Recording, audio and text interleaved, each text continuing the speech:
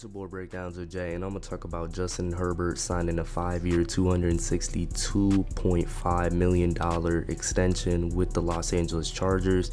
Per The Athletic, $218 million in guaranteed money. That is the second highest total in the NFL, behind Deshaun Watson's $230 million. And I think it's well deserved. In his career, currently as we're speaking, 14,089 passing yards, 94 touchdowns, 35 interceptions, a 96.2 passer rating, and it just shows that he is a top 10 quarterback in the league currently. His offensive play calling sucks. That's why Joe Lombardi was fired. To have a guy of this ilk throwing 25, 20, whatever he threw this past season is an indictment on the plays, the culture, the coaching, the head coaching. I mean, this is an indictment on Justin Herbert. There is no way a quarterback that is capable of throwing 40 touchdowns should be throwing in the 20s. And I'm glad they got him up out of there, because the offense was stagnant. They didn't know if they wanted to run or pass all the time, and they just made dumb decisions. And this ties in to Staley.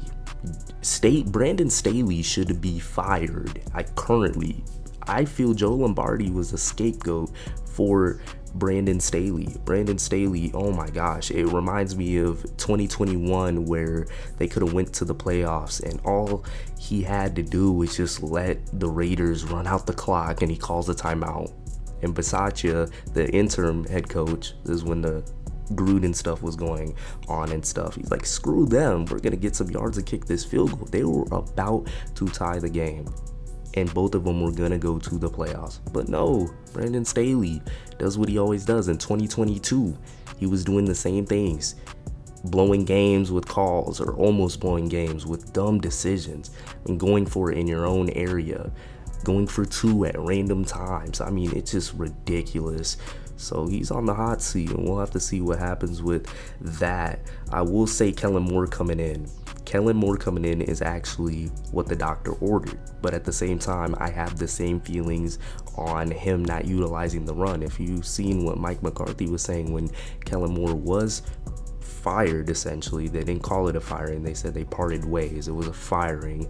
What he said is that Kellen Moore didn't utilize the run that much. I mean, if you're looking at it, Zeke Elliott was not what he used to be, so I'm not handing the ball off to get 2 yards and get stumped, and then literally for Tony Pollard to come in for one burst play or a couple and then just not get much either. So they couldn't really do much. But yeah, Dak Prescott, top 10 quarterbacks in just statistical categories. That is just shocking. He had the Cowboys offense looking like an aerial attack offense, like the greatest show on turf. Not to that extent, but he had him looking like 2013 Denver Broncos offense, because he was getting the ball going and zipping with Dak Prescott, making him hit areas that Dak really hadn't really hit. And I would say that is really what put Dak in that. Is he an elite quarterback? I think Kellen Moore had a big part with that, but I think it's going to help Justin Herbert because there is control with the throwing with the football. There isn't all deep shots and just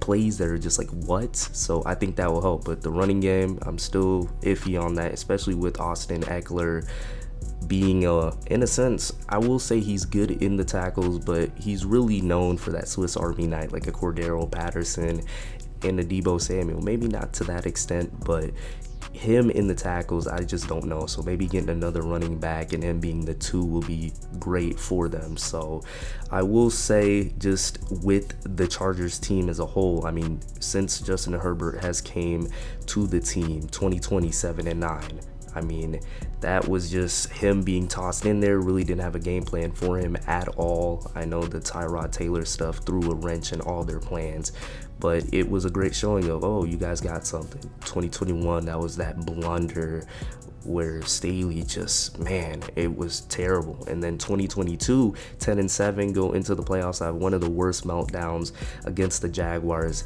you could ever see. So it's just one of those things that it's like every good success moment comes with something that is just historically terrible. And they didn't even finish out the year strong. And it was the last week of the season, he's playing starters. So guys already nicked going into the Jacksonville game, and they blow the leads. And Staley should have been fired, even with Lombardi as well. I mean, that was just ridiculous.